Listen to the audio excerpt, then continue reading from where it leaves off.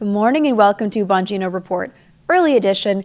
Protesters violently target Tesla nationwide. Joe Rogan slams Democrats for losing support of normal working class Americans. Jasmine Crockett appears to come out against interracial marriages. Wade Scott dissects Vivek Ramaswamy's soulless definition of American identity. The UK justice system says white men should now get longer prison sentences. Satanists get violent at the Kansas state capitol, and Nike releases a shockingly pro-life ad. All this on Bongino Report, early edition.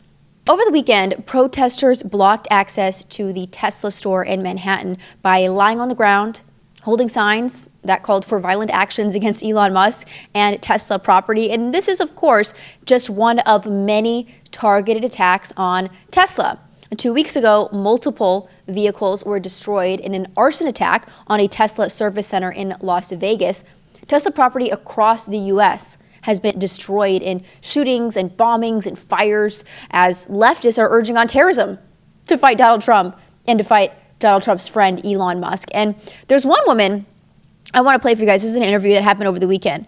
Her justifying the violent rioting against Tesla over the weekend. And I'm not even going to tell you where this woman is from. I just want you guys to comment and take a guess where this lady is from, where this interview happened. I think you guys will get it correct. Let's play that. Destruction of property is a perfectly viable source of protest. No harming humans, obviously. Yeah. Human life is sacred no matter whose it is. But property these are just things. These are just cars. Anybody guess it? Can you throw up the chat, Michael? See if anybody guesses where this lady's from. It's totally fine to burn and destroy property. Also, they respect human life, apparently. That's a new one. I see New York City, California, hell, liberal state, San Francisco, New York City. Somebody got it. One Sandman, Portland. That's it. She's from Portland. She is from Portland, of course. And there's so much to unpack in that video. So much to unpack. First of all, I just have to point out, what does she mean? Human life is sacred no matter whose it is. These people advocate for abortion up until birth, literally. That's what liberal states are like. In Oregon, abortion is legal throughout all stages of pregnancy with zero gestational limits, just none. In New York and California, if an abortionist says you need an abortion for your physical or emotional health, you can get one up until birth. Who defines emotional health? What does that mean? It literally could be anything. So if the abortionist is on board, you're good to go. But let's talk about this line specifically. This is the one that I'm really interested in. Destruction of property is a perfectly viable form of protest. That's what she said.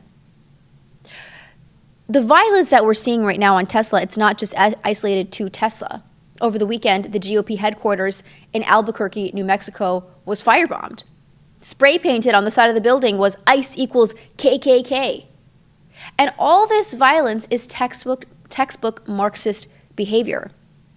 James Burnham, once a Chicagoan Marxist himself before becoming one of its fiercest critics, said in The Suicide of the West that Marxism is not just a theory of economics, it's a psychopolitical disease. And like any disease, it spreads by hollowing out the moral foundations of a society. So when the woman justifies rioting, she's channeling that same revolutionary fervor that tore through Russia, through China, Cambodia, leaving tens of millions dead in its wake. This isn't some fringe ideology. It's the logical outcome of a worldview that despises the family, despises faith, despises private property. It's the revolution of the entitled, of the violent, of the godless. Think about Luigi Mangione. That kid's been kind of out of the news a little bit. Killed this healthcare CEO. Was he some working class, poor, just struggling kid? No, he was a well-to-do kid. Came from a very well-off family. He lived in this mansion growing up as a child. What is this anger from him? But you see this pattern where it's always these well-to-do young people who are leading these revolutionary violent movements. They're the instigators. It's rarely lower working class people, rarely. They're usually privileged brats. And if you think that's hyperbole, you should read Alexander Solzhenitsyn. He warned that violence does not and cannot flourish by itself. It is inevitably intertwined with lying, and these people lie. They lie to themselves, they lie to us. They lie about rights and justice, all while paving the way for destruction. They've done it all throughout human history. They're doing it right now. They want to continue to do that today in much more extreme ways. And that is why it's important to call out this rhetoric when we see it. What does that mean? Oh, it's fine to destroy private property. It's just private property. No, that's not yours. It's not your right to destroy. There's a sense of entitlement about that destruction. Then they lie about caring about human life. They don't. Because ultimately, these revolutions don't just end with private property. They end with the destruction of life. They do have some sick dance moves. They do have some sick dance moves. Here they are outside of the Tesla dealership in Seattle. If you're listening, they have like anti-Nazi signs. It's so joyful. I don't know. This is so different than like the burning down of buildings. Like they're like firebombing cars or just like this choreographed little dance routine. It's interesting that they're socially distanced. Some of them are wearing masks. There's like a socially distanced dance routine. Totally cringe, but remarkably coordinated for this random group of leftists. I prefer the choreographed dance routines to the joyful music than burning down buildings, firebombing GOP centers. I mean, like this is so much more thank you, Michael. So much more preferable than destroying cars. And by the way, I was in Kenosha, Wisconsin during the BLM rioting. You guys know this. I was there with Michael. The smell of burning vehicles, that is something that does not go away. Like that is such a horrendous smell. I had a headache from it. It was just horrible. And yeah, so I much prefer the choreographed dance routines. And let's bring back the anti-Elon Musk chants from that DC protest. As much as I love their choreographed dance routines, we have to admit that the best video so far of anti-Elon Musk protesting was in DC. I literally, guys, I can't get this out of my head. Oh, which side are you on? Which side are you on? Tell me, which side are you on? Which side are you on? We'll fight against Josh. We'll fight Elon Musk. No Elon's kept within our walls. We'll fight from dawn to dusk. Oh, which side are you on? Which side are you on? Tell me. Which side are you on? I'm seeing your comments. Somebody says, make it stop. My ears, nails on a chalkboard. Mental illness. That's true. It is mental illness. They know the rules. If I had to edit it. Please stop showing this video. It's AIDS. You guys, I love this video. You can say, you cannot. This is like last week where everybody was so angry at me for my hot takes on the college students in Columbia. That's fine. You guys cannot like my takes. This is another hot take. This video is awesome. This video is one of the best videos on the internet right now. You guys, I'm going to keep playing it. You know what? I promise you guys, I'm going to keep playing it. You're going to hear it again. You're going to hear it again in this show. We're going to keep playing this song because it is so good. And we have to give the left credit when they do something good. That song is awesome. So catchy, so amazing. And again, we have to encourage them. I prefer that they sing and do little dance routines than acting like complete unhumans. And unfortunately, there's a lot of that right now. Here they are over the weekend, harassing a man just simply for driving a Tesla truck.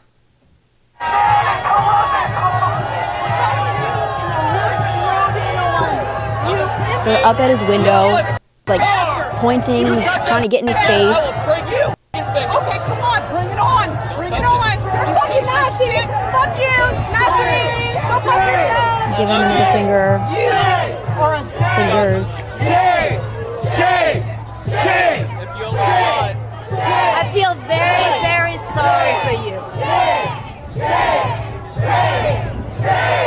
Notice a lot of these guys are older. Little man. You know what? Good for you. Just about. I'm sorry. We need you out of the road, please.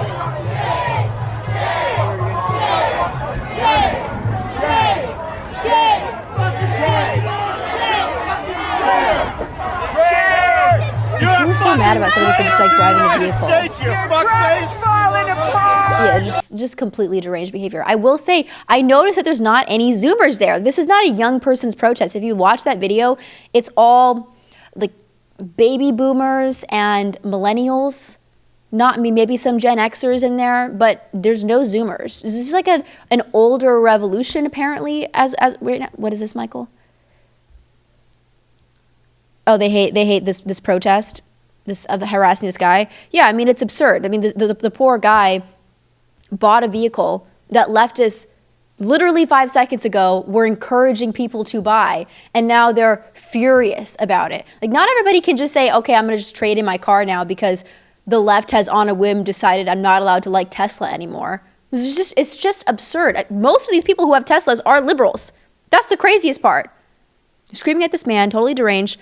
And I guess I'm a little bit perplexed by this Elon Musk obsession on the left right now. And I think there are legitimate questions about Elon Musk not being privy to insider information because he's a major government contractor, he's a CEO. These are fair questions to discuss. Like, should he be intimately intertwined in the government considering the monetary interests that he has, and other CEOs and other government contractors not being so close to the White House? Like, that's a fine discussion that I am perfectly open to having with a mentally sound person.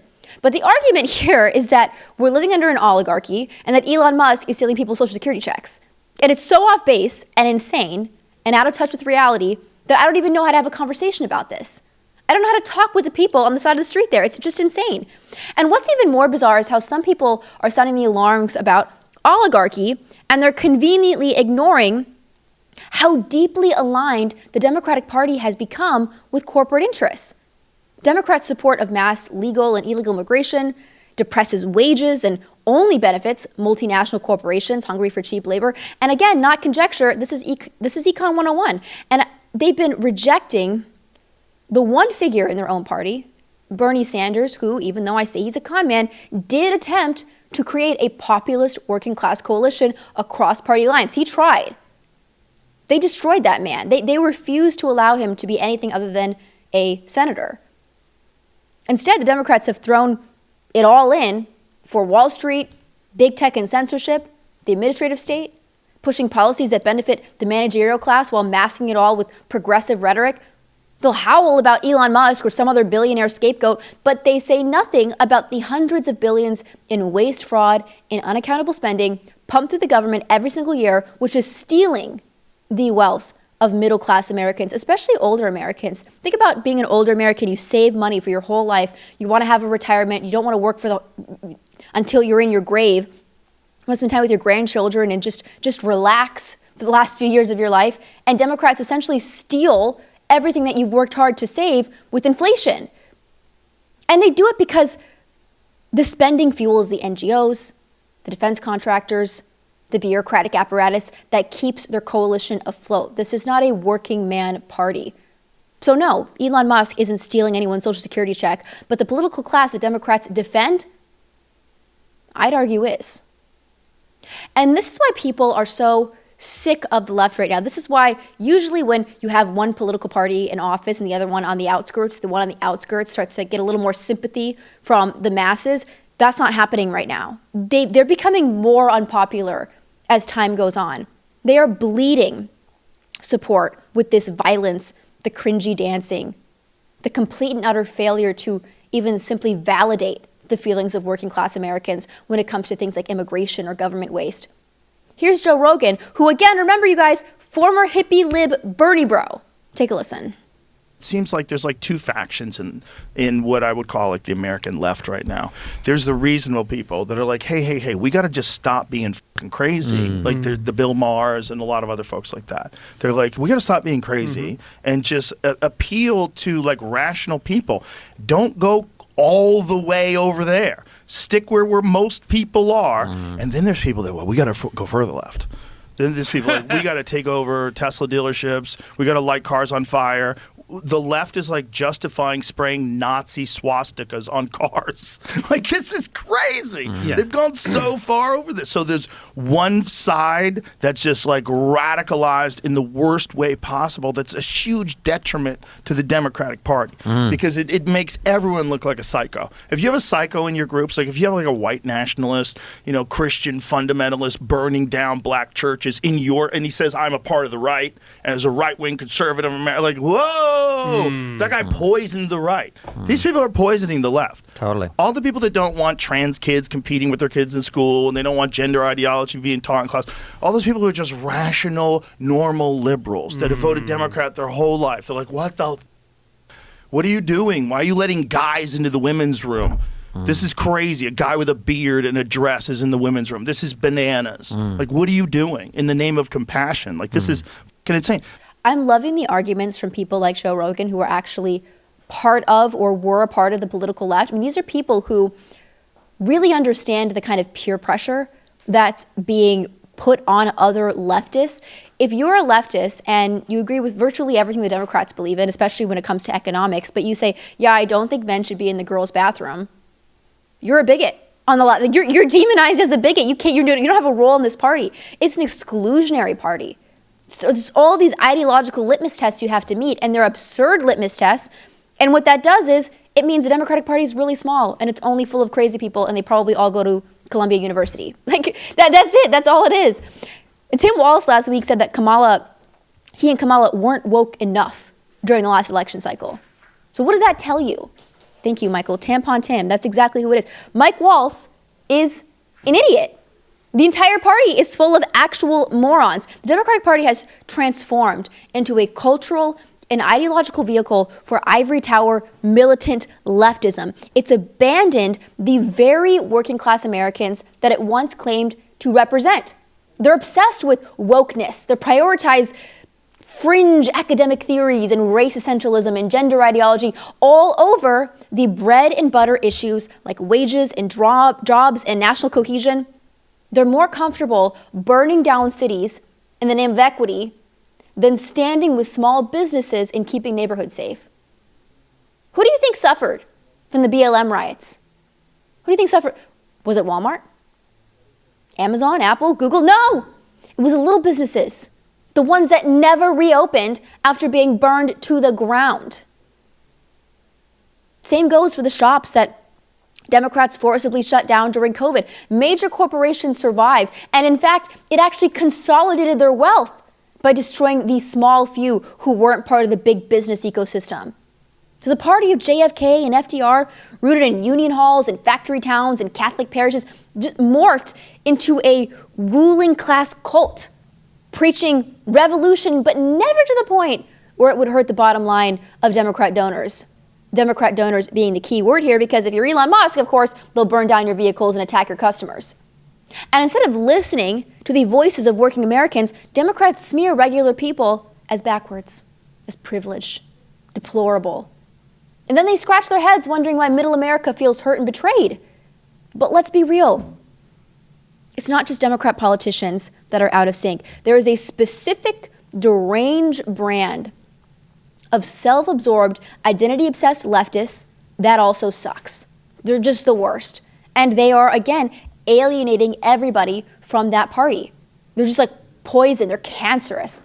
This video I watched over the weekend was posted on TikTok, and it's a left-wing woman. So she's left-wing, identifies as queer, and she's reenacting conversations that she has had with other left-wingers. And this is truly, truly some of the most insufferable behavior I've ever seen. So again, she's kind of cosplaying. She's recounting the behavior of these people. And I'll tell you what, I have seen this on my college campus. I've seen it in left-wing online circles. Just take a listen to this.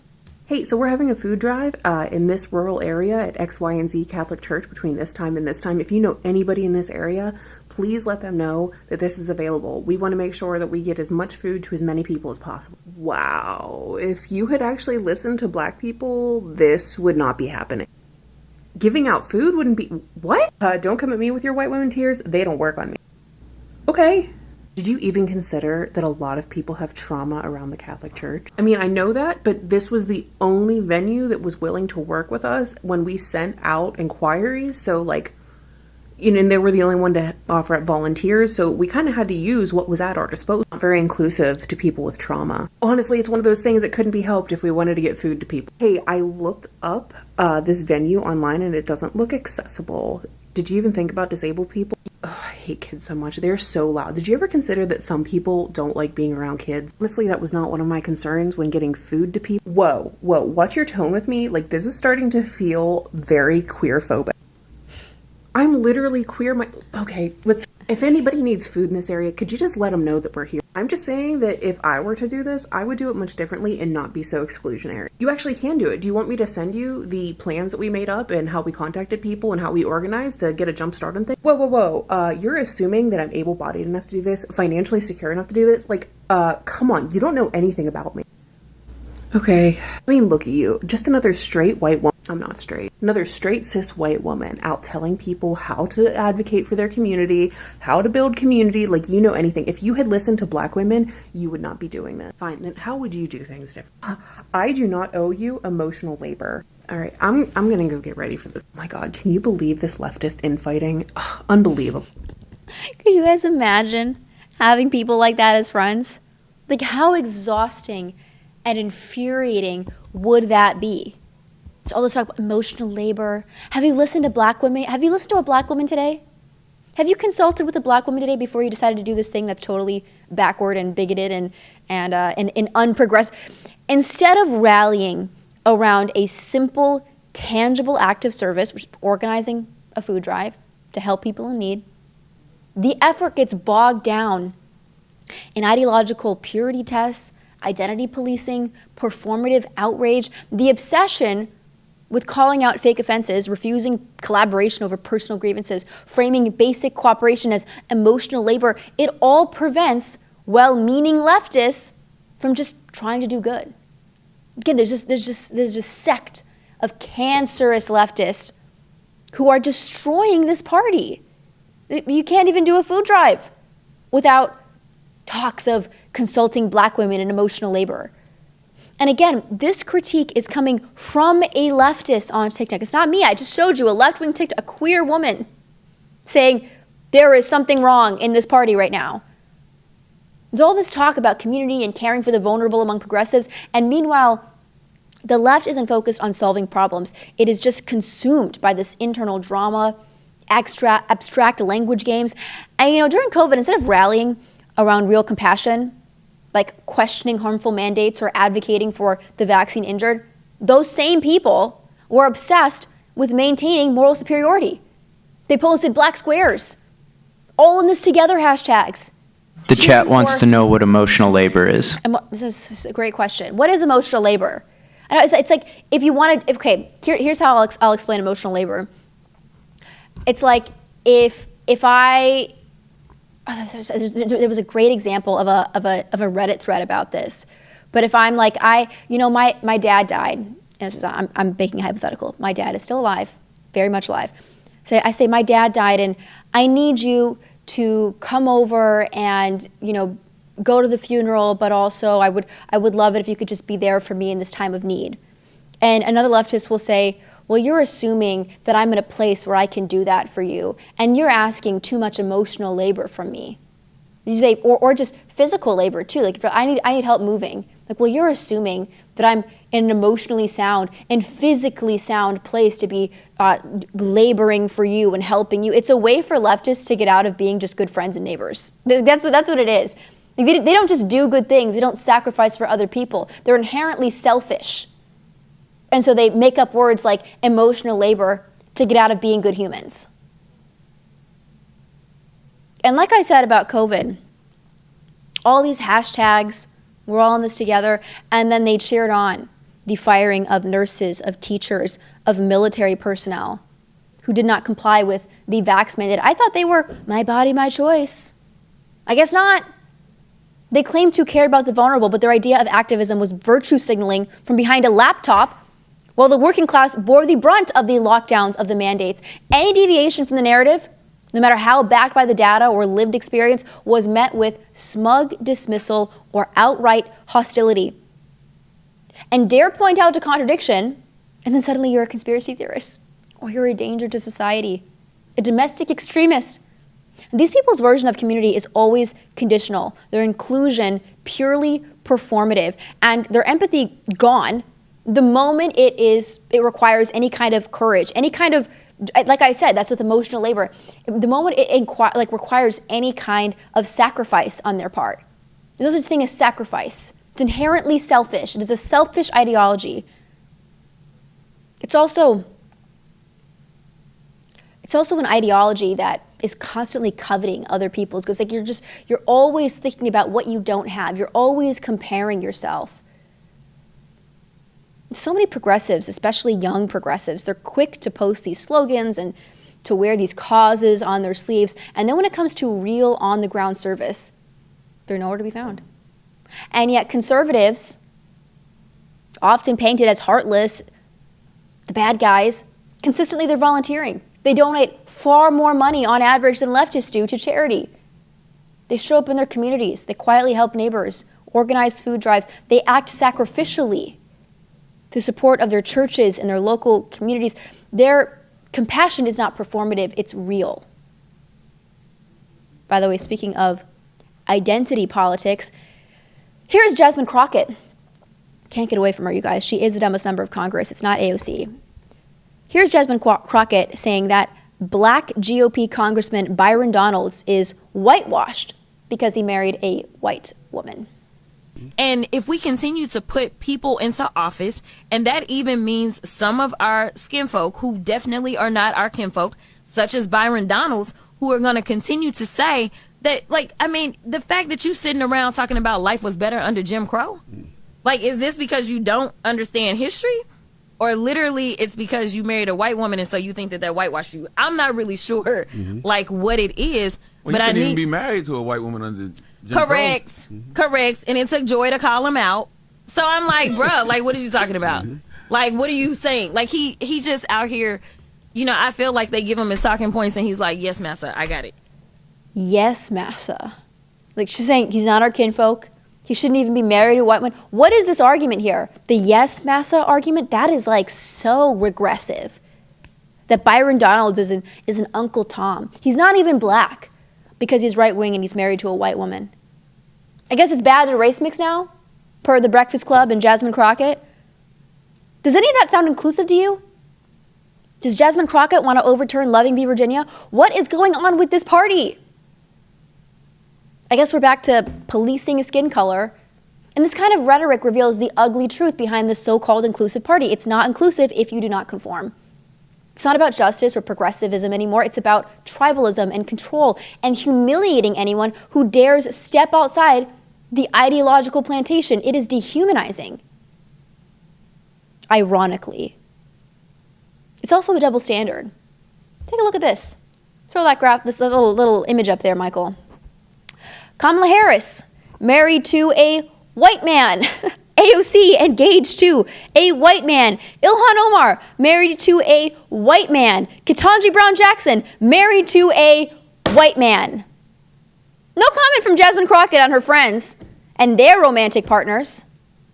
I don't know if you guys know this. I was telling Michael over the weekend. Did you know that black women and white men have the lowest divorce rate of any racial pairing? Like white on white, no.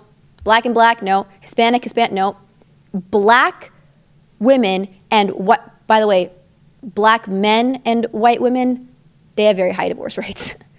White men and black women, lowest divorce rate. So maybe Jasmine Crockett should give a white guy a chance. Could make her a little less bitter and insane. Who knows? Here's Byron Donalds' family. Oh, it's such a beautiful family. So sweet. I mean, just like who is hating on this? Like who is against interracial marriage? Like I just don't understand. Especially if you look at the divorce rate statistics, it's like, hey. Some would call that racist. Some would call that racism. I don't know. Maybe Jasmine Crockett should go out with a white guy. It could be good for her. She might be a little bit happier. I don't know. But if Jasmine really wants to talk about black people and identity and justice or whatever, why doesn't she care about the black people on the south side of Chicago? That's my question. It's like we're going to police who people marry, who people get engaged to, unless they're on our side, then we don't care. And they don't care about what's actually happening with black people in places like the south side of Chicago where I used to live.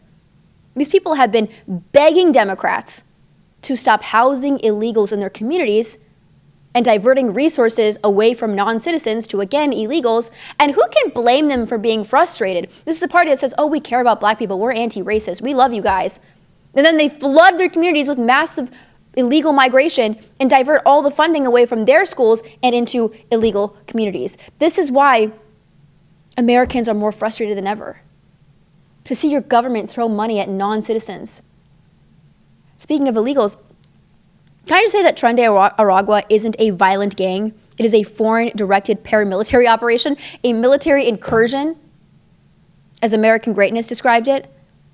These are trained, funded, and deployed by the Venezuelan regime to destabilize the United States from within.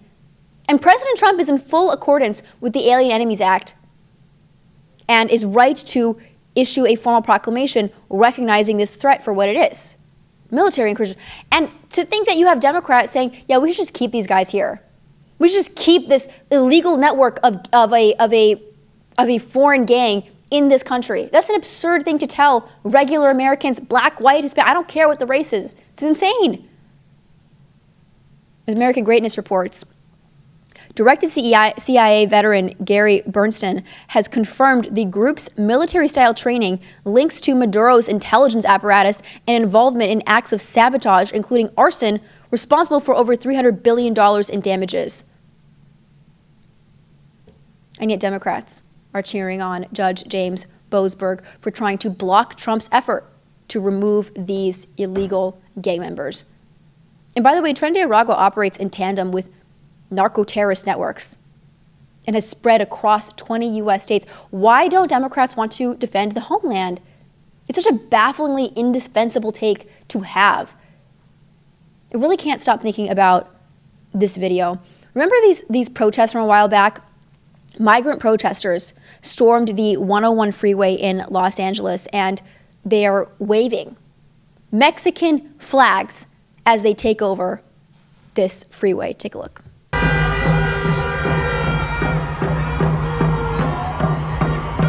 I don't see a single American flag in sight here. Does anybody see? Do you see an American flag, Michael? It's like only Mexican flags. These people are waving Mexican flags demanding to stay in America. It's absurd. And this proves that these people should not be here. Matt Walsh said something that I thought it was good. A lot of people thought it was really controversial, but he said yesterday on X, how to fix America in 4 easy steps. You must speak English fluently to vote. You must be a U.S. citizen and only a U.S. citizen to vote. You must pass a 5th grade level civics test to vote. You must not be on any form of welfare to vote. What would that do? Preserve the integrity, sovereignty, and cultural identity of the United States. Voters should have undivided loyalty to this nation, be self-reliant and invested in this nation's success. That's the way. Someone decided to respond to Matt. Renan Barkana, I think I'm pronouncing his name right, is a professor of physics in Tel Aviv and a dual U.S.-Israel citizen. And he wrote this: barred from serving makes a lot of sense. Barred from voting, that's extreme. You're saying that if someone spent half their life in another country in order to get rights as a U.S. citizen, look, I have that cut off in my notes. Let's see. They must cut ties to the other country only if it's an enemy to the U.S., if it's an enemy of the U.S. So he's saying if it's like Iran or it's China or it's Russia, then sure, you shouldn't be able to vote. But if it's a friend of America, well, then you should be allowed to be a dual citizen. And Matt responded to this. He said, it's extreme to say that citizens of other countries shouldn't vote in our elections. Call it what you want. We need to drastically limit the number of people who we allow to vote. We can start by booting the foreign citizens, and we certainly shouldn't end there. And I think we have to ask ourselves, what's the purpose of voting? And what is voting? Is it an entitlement? Is it an inalienable right? No, it's not. Voting is a sacred responsibility, and it should be reserved for those with unwavering loyalty to this country. Allowing foreign citizens or those with divided national ties to serve in Congress or vote dilutes the political power of everyday Americans and threatens national cohesion. And I have family that are dual citizens. I don't support them being dual citizens. I say you guys have to revoke your dual citizenship if you want to vote in this country. I say that to people who I'm very close with. This is just what I think. And you might say, well, I'm a dual citizen, but I'm loyal to America first. And to that I say, I'm sorry. Dual citizenship inherently splits loyalty, even if unintentionally. And when it comes to voting or shaping national policy, the stakes are too high for divided ties. In a time when globalist elites are eager to erode borders and citizenship itself, tightening voting eligibility is not extreme. It is common sense patriotism. I want to share with you guys this fascinating video posted by Wade Scott. He's a great commentator, up-and-coming guy. Last Friday, he posted this. It's a little long, but he pulls at the threads of this American identity question by trying to decipher what Vivek Ramaswamy defines as American identity. And remember, for some context, that Vivek went viral at the start of the year for essentially saying that Americans are lazy and they spend too much time watching Saved by the Bell, so we need mass legal immigration, which is, of course, good for the GDP, but not good for regular Americans because it drives down wages. It forces regular Americans, especially in the tech industry, to compete with low-wage workers. So what happens is they just don't get those jobs. It creates a serf class of American citizens, but it's great for corporations. It's great for the GDP. And ever since that time, Vivek has been haunted by this question of what is America first? What is American identity? Here is Wade responding and dissecting Vivek's argument. And again, like I said, it's a little long, but this video is excellent. Take a listen. If America is an idea, then becoming an American means learning all the ideas. The problem is that this turns assimilation into a sort of trivia contest, reducing American culture to being really good at school. And in case you think I'm overstating it, we also have to retain and preserve a culture to assimilate into. Yes. And we're not heading the right direction, Will, if our own kids, 85% of kids who graduate from high school, can't answer those same questions. We've gone too much to a participation trophy culture rather than a championship trophy culture. I think it's the essence of Americas were founded on exceptionalism. For Vivek, the center of American culture is hard work, specifically academic work. But there's one problem. A kid in China right now is 40 years ahead of a kid in the United States. So by his definition of American culture, China is more American than America is. And a Chinese kid who can speak English and watches Schoolhouse Rock is practically George Washington. Will pushes back by saying that America is a people, and it's defined by its culture and history, not just ideas and hard work. Vivek's attitude is, yeah, it's a people, but what really separates it from the rest is we have the best ideas, the best opportunities, we're good at school, and we're open to immigrants. So that's his vision of American identity. But the most interesting aspect of his definition is what he leaves out of it. To define ourselves by our openness to outsiders is to define ourselves away, to define a house by describing the front door. 4 years ago, I moved to Moscow, Idaho. Imagine if I talked to someone who's been here for 50 years and said, you know, there are a lot of places out there, but what makes this town unique is that I can move here and get a good job. That may be the best part for me, but it's not what makes it what it is. There's a lot to say here, but the bottom line for now is that we are not just an opportunity mill. We are more than our ideas and more than our economy. As I watched this clip from Vivek, I couldn't help but think of this David Mamet quote. People may or may not say what they mean, but they always say something designed to get what they want. I can't read Vivek's mind, but I can speculate as to why he wouldn't want to lean too heavy into history, heritage, and religion when talking about American identity on the campaign trail. Defining America is like trying to define your mom. You may not have a ready definition, but you know when someone's got it wrong, or if they've left out something important. The topic isn't going away, and Vivek is going to have to address it more and more in the race for governor. I think Wade really powerfully affirms what so many Americans instinctively know, but often struggle to articulate, that our nation is more than an idea. It's a people with a shared culture, history, inheritance. Vivek's vision of America as a meritocratic, borderless opportunity machine is wrong, and it's soulless. Hard work and civic knowledge are admirable. We need them. But they are not the soul of a nation. America is not simply a set of values one memorizes to gain entry, but a living tradition rooted in the culture of its founders, namely the English Protestant heritage that shaped our institutions, laws, and national character. And I say that as a Catholic Hispanic woman. Assimilation, then, is not just about passing a civics test, but about joining a people with deep historical continuity. So Wade's analogy about defining a house by its front door brilliantly exposes the emptiness of defining a country by just its openness to outsiders. His reminder that we are more than our economy, more than our ideas, is a call to remember who we are before we forget entirely. We have to answer this question of American identity if we are going to have the chance at fighting for America First ideals. It is essential. It's going to be hard, but we have to do it. By the way, speaking of people in an identity crisis, our friends across the pond have completely lost the plot. New sentencing guidelines from the Independent Sentencing Council in the UK are encouraging judges to consider an offender's ethnicity, culture, and religion when deciding sentences. Starting in April, judges will be told to weigh a criminal's minority status, so whether you're gay, a woman, trans, black, brown, autistic, Muslim, before determining the punishment. So what's the implication here? That some people should be sentenced differently than others based on who they are, not what they did. And who do you think is going to get the longer sentences? Drop a comment. Who do you think is going to get the longer sentences here? The answer is, of course, straight white men. The villains of every single piece of media in the last 4 decades. White men will be sentenced to longer prison time than women, ethnic minorities, Muslims. This is a brazen 2-tier justice system. Now, leftists in the UK are realizing that this is real bad policy. This is almost a step too far for some of them. And some of them are opposing it, including Keir Starmer. Take a listen.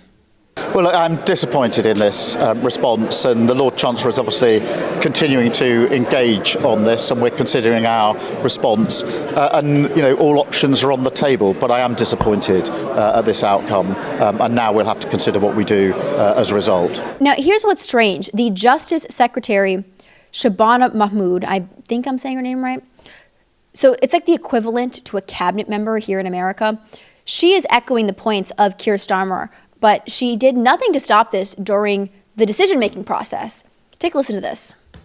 No, I mean, I think the Sentencing Council itself was wrong, and it's deeply concerning that they produced these guidelines. But the Justice Secretary is represented at the Sentencing Council, and I've read the minutes of the very meeting at which these guidelines were signed off, and Shabana Mahmood, the Justice Secretary's representative, was there. No objections were raised. So either this was the policy of the Justice Secretary, she's changed her mind, but this was her policy, or she was asleep at the wheel and was not in command of her own department when one of her most senior civil servants was sat around the very table at which these guidelines were produced. I would hope that if I was Justice Secretary and my officials were sat around the table, I would be instructing them to block this in any way that's possible.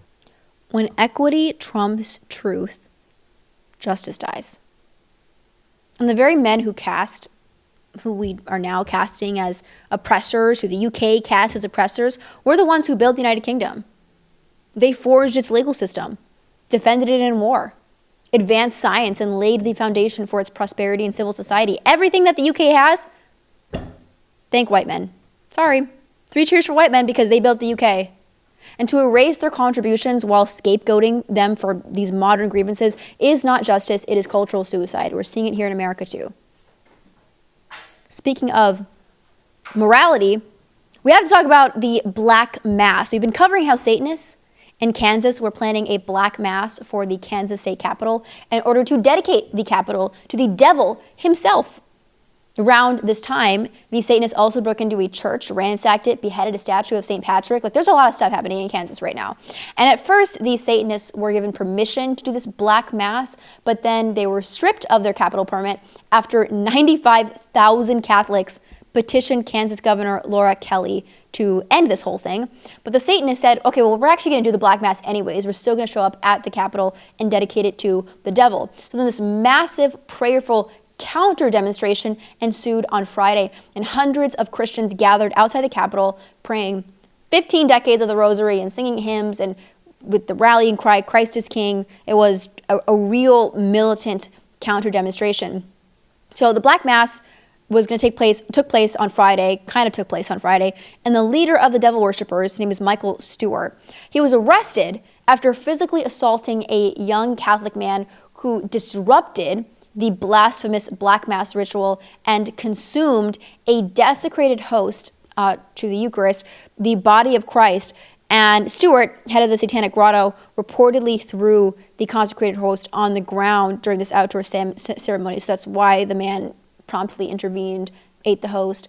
Stewart violently attacked this guy, and then another Satanist dragged the Catholic protester away before police eventually intervened. Really dramatic moment. Take a look at this.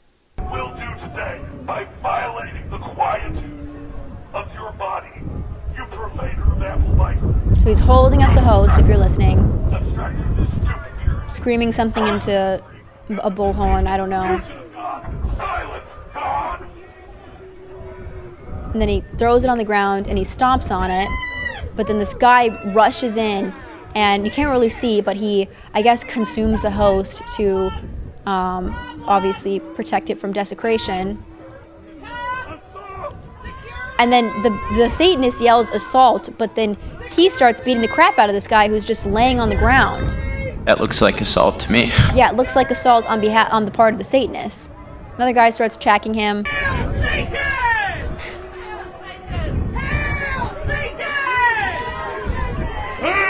Satan! Yeah, he's just smiling. Like, he's such a grotesque looking guy. Like, so, even like his voice, you just feel like, ugh, gives you the creeps.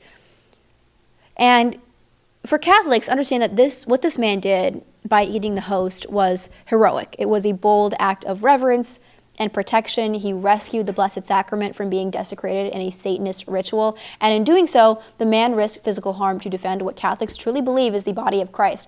And the event gets crazier because later inside the Capitol building, Stewart defies law enforcement orders and tries to dedicate the rotunda to the devil.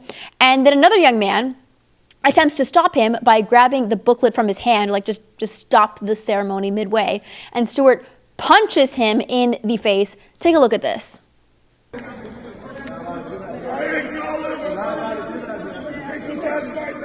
He grabs the booklet, just clocks him. The kid stands up though, and then the cops come, just body the Satanist guy, just like throw him to the ground. Then they body pile on him. Everybody's running around, it's totally chaotic.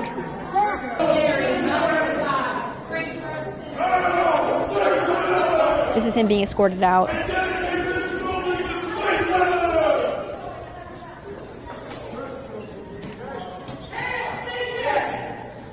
So Stewart was, thank you. Yeah, I mean, this is a totally dramatic moment. Like, you just see the guy's fist in this young kid's face. He was arrested, of course, and was seemingly thwarted in dedicating the Capitol to the devil. At the same time, the local archbishop led a packed mass and Eucharistic holy hour at the nearby Assumption Church, denouncing the Black Mass as hate speech and reconsecrating the state to the Sacred Heart of Jesus and the Immaculate Heart of Mary. So Christian demonstrators declared a spiritual victory in defense of Christ, the Eucharist, the soul of Kansas, and this whole ordeal really does come back to this battle over American identity, I think. At our roots, America is a Christian nation.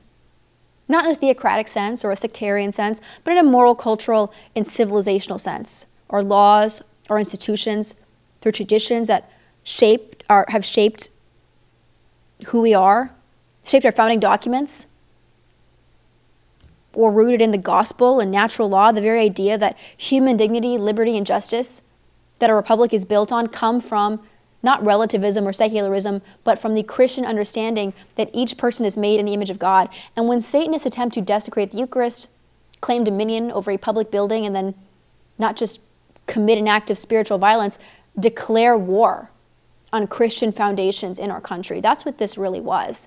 And that's why what happened in Kansas matters, because hundreds gathered to proclaim that Christ is King, not just of individual hearts, but of nations in the face of darkness. They bore witness to the truth that America's future, if it is to remain free and good and ordered, must be anchored in the faith that made it possible in the first place. And we're really making massive cultural advancements, I think. I want to show you guys a new Nike ad. It's about the rise of NFL stars. Michael, you want to give me these names? Troy Polamalu and LaDainian Tomlinson. Thank you, Michael. See, I can't pronounce these names. I'm not a football fan, But I am a fan of this ad. I want you to watch this video about these two football stars and their rise to fame. And it begins with an ultrasound.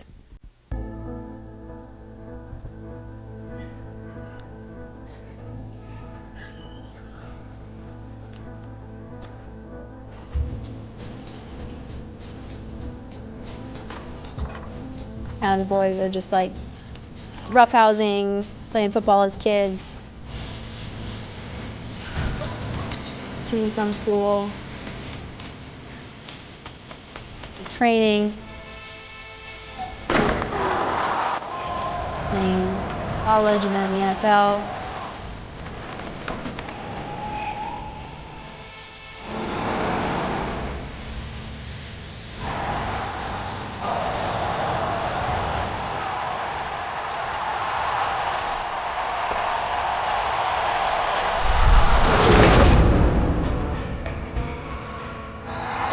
Them back as kids. We got a chat, Michael? If Paul were alive today, he'd be writing us a letter. Yeah, he would.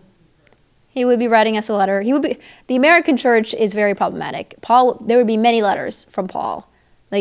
Paul couldn't even imagine what's happening right now in America. But I will say, I was very proud of these Christians for combating this Satanists, trying to dedicate their state capital to the devil. And what I love about this ad is it recognizes the through line from preborn to now. This is life. It was a radical, implicit message for a company like Nike. It's a very pro-life message. And we have to positively reinforce companies who do good things, who take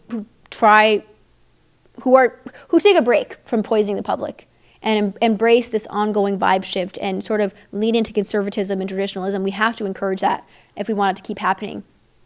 We don't have to like everything about Nike. We don't have to shop there. But we can positively reinforce an embrace of implicit traditional values. And in fact, we must. We need our institutions to embrace the mores of American cultural heritage. What do you call a political movement that cheers on vandalism, justifies arson, and harasses strangers on the streets while insisting that they're the moral ones? It's the same ideology behind firebombing a GOP office in New Mexico or smashing Tesla service stations in Vegas and chasing a guy down the street for driving a Cybertruck. These aren't isolated incidents. They are expressions of a broader worldview that treats destruction as virtue and faith as